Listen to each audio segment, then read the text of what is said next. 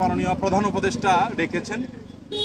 তার ডাকে আজকে বিভিন্ন ধর্মের নেতৃত্বশীল ব্যক্তিবর্গ তারা এসেছেন এবং দেশের বিভিন্ন প্রান্ত থেকে সবাই আজকে সমবেত হয়েছেন।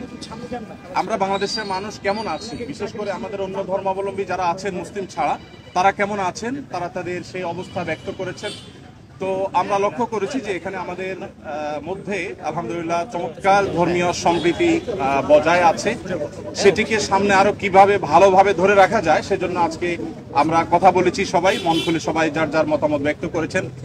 মাননীয় প্রধান উপদেষ্টা মহোদয় তিনি আমাদের কথাগুলো খুব মনোযোগ দিয়ে শুনেছেন এবং তিনি বলেছেন যে একটি সুন্দর সম্প্রীতির বাংলাদেশ, যে বাংলাদেশে কোনো ভয় থাকবে না, সেটি গড়বার জন্য তারা কাজ করছেন। এবং আমরা আমাদের জায়গা থেকে বলেছি যে এদেশের ওলামায়ে কেরাম, এদেশের ধর্মীয় নেতৃত্ব তারা তাদের জায়গা থেকে অত্যন্ত দায়িত্বশীল এবং দায়িত্বশীলতার কারণে কিন্তু আপনারা দেখেছেন যে আইনজীবী আলিফ হত্যাকাণ্ডের পরে সারা বাংলাদেশে মুসলমানরা অত্যন্ত ধৈর্য এবং সংযমের পরিচয় দিয়েছেন। বিগত সরকারের শেষের দিকে আপনারা দেখেছেন ফরিদপুরে দুইজন মসজিদের নির্মাণ শ্রমিককে অত্যন্ত নির্মমভাবে অন্য ধর্মাবলম্বীরা হত্যা করার পরও গোটা দেশের মুসলমানরা অত্যন্ত সংযমের পরিচয় দিয়েছেন। আমরা এটিকে যেমন সাধুবাদ জানিয়েছি, ঠিক তেমনি ভাবে এটিকে ধরে রাখবার জন্য সংগ্রাম চালাচ্ছি।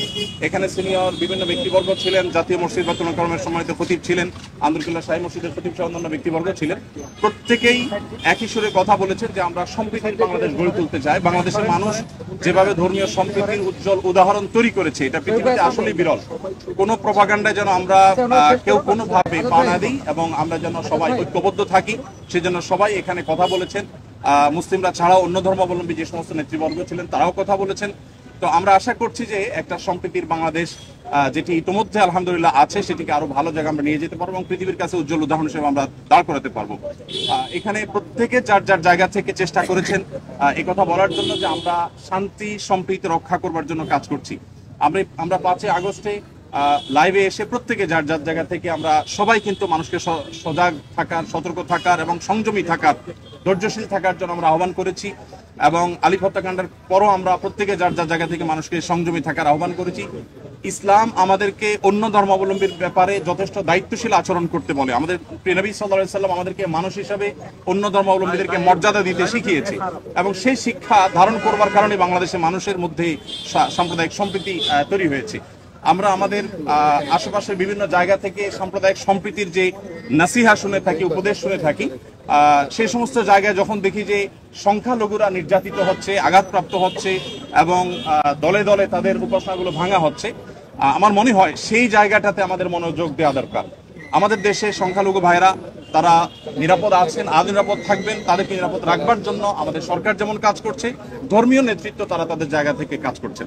তো আমরা মূলত এই বার্তাটা মাননীয় প্রধান উপদেষ্টা মহোদয়কে আমরা দেওয়ার চেষ্টা করছি যে আমাদের জায়গা থেকে আমরা ঐক্যবদ্ধ আছি, ঐক্যবদ্ধ আমরা থাকবো। আমাদের হিন্দু, মুসলিম, খ্রিস্টান, বৌদ্ধ সবাই ভাই ভাই হয়ে আমরা এই মাটিতে আমাদের দেশকে এগিয়ে নিয়ে যেতে চাই। সেই জায়গা থেকে আমাদের মধ্যে কোনো প্রকার ফাটল নেই, আমাদের মধ্যে কোনো বিভেদ নেই।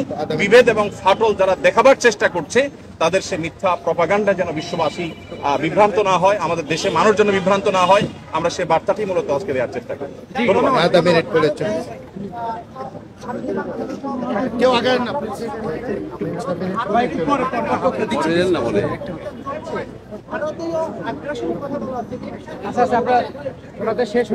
এ বিষয়ে আমার পাশে আব্দুল্লাহ বিন আব্দুর রাজ্জাক আছেন, উনি ওনার বক্তব্যে বলেছেন, আরো বক্তারা বলেছেন ভারতে বিশেষ করে আমাদের সেখানে যে সমস্ত সংখ্যালঘু নির্যাতন হচ্ছে আর সেখানে যে সমস্ত সহিংস ঘটনা ঘটছে, যেমন এই যে উপ হাইকমিশনের কথা আপনি বলেছেন, এগুলোর কারণে আসলে আমাদের কথা বলা দরকার। আমাদের রাষ্ট্রীয়ভাবে মাননীয় প্রধান উপদেষ্টা মহোদয়কে বলা হয়েছে যে তিনি যেন তার জায়গা থেকে, সরকার জায়গা থেকে কথাগুলো বলেন।